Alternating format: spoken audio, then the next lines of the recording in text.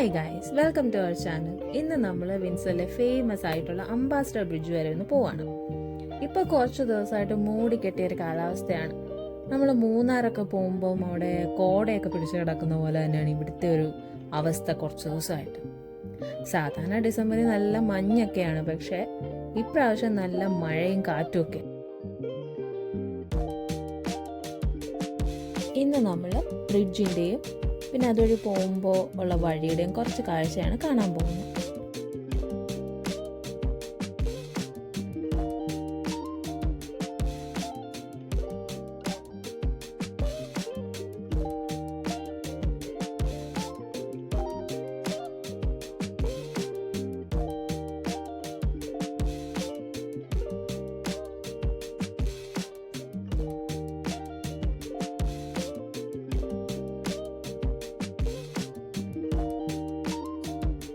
ഇപ്പോൾ നമ്മൾ പോകുന്നത് വിൻസറിലെ ഡൗൺ ടൗൺ എന്ന് പറയുന്ന സ്ഥലത്തൂടെയാണ്. അതായത് നമ്മുടെ നാട്ടിലെ സിറ്റിയൊക്കെ പോലത്തെ ഒരു മെയിൻ ആയിട്ടുള്ള ഒരു സെൻറ്റർ ഏരിയ കൂടെയാണ് പോകുന്നത്.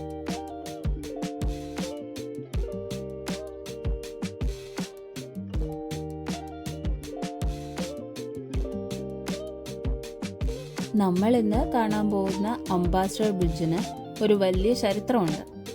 ഏകദേശം 19-ാം നൂറ്റാണ്ടിൻ്റെ സമയത്ത് ഡെട്രോയിറ്റ് നദിക്ക് കുറുകെ ഒരു പാലം വേണമെന്ന ആവശ്യം ശക്തമായിരുന്നു.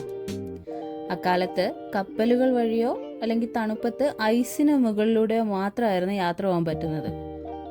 അന്ന് റെയിൽവേ കമ്പനികൾ ഒരു പാലത്തിനായി ഒത്തിരി ശ്രമിച്ചെങ്കിലും നദിയിലൂടെയുള്ള കപ്പൽ ഗതാഗതത്തെ ബാധിക്കുമെന്ന് പറഞ്ഞ് കപ്പലുടമകൾ അത് സമ്മതിച്ചില്ല. വടക്കേ അമേരിക്കയിലെ ഏറ്റവും തിരക്കേറിയ അന്താരാഷ്ട്ര അതിർത്തി കടന്നു പോകുന്ന പാതയാണിത്. അമേരിക്കയും കാനഡയും തമ്മിലുള്ള മൊത്തം വ്യാപാര മൂല്യത്തിന്റെ ഏകദേശം 25% ഈ പാലം വഴിയാണ് നടക്കുന്നത്.